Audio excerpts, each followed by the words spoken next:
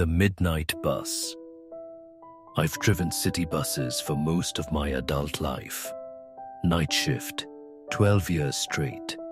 People think transit work is simple. You sit behind the wheel, follow a route, and go home. They don't see the real job.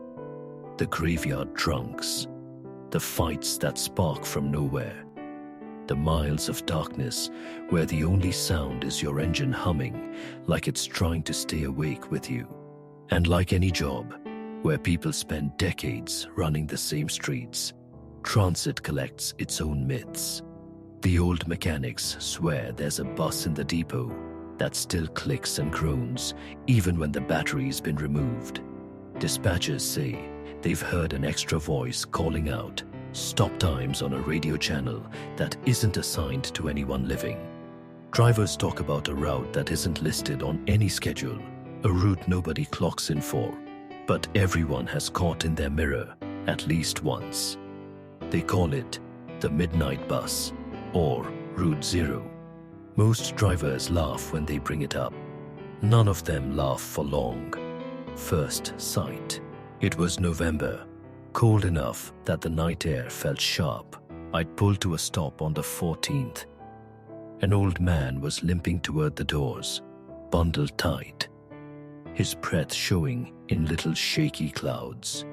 Before he reached me, another pair of headlights slid into view behind us. Too white, too clean, not the warm yellow glow our buses use. These lights looked like they belonged in a hospital corridor when the bus drifted close enough for me to really see it. Something deep inside me tightened. The paint was the old municipal cream the city retired decades ago. The windows were tinted black. There was no fleet number, no route number, just a sign glowing above the windshield that read, "Last stop." Transit drivers know every vehicle in the fleet by silhouette alone. This one didn't belong to any city that was still paying its bills.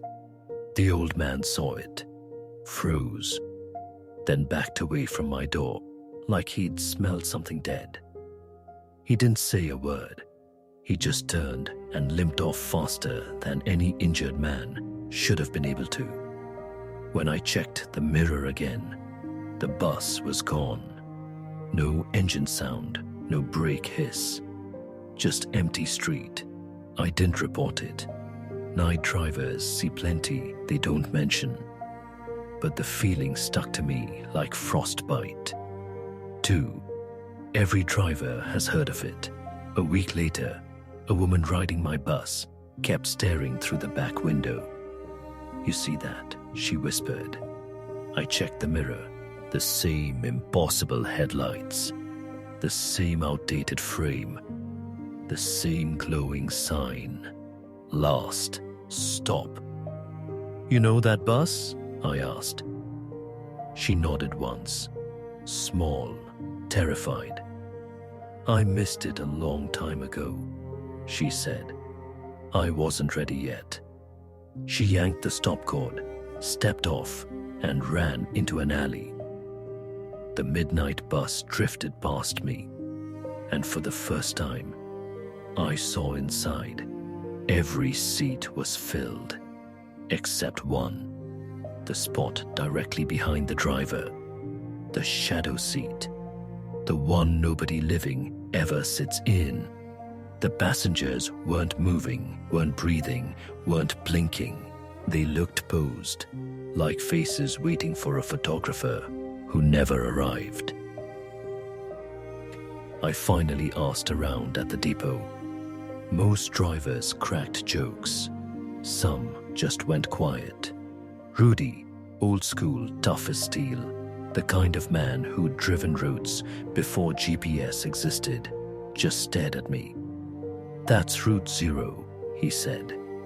"It shows up for people who've stayed too long." Too long, as in, he shrugged, as in you're clocked in when you should have already clocked out of life. I tried to laugh it off. Rudy didn't laugh with me.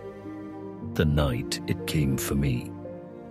2 days before it happened, I'd started feeling chest pain. Tight, heavy. I told myself it was stress.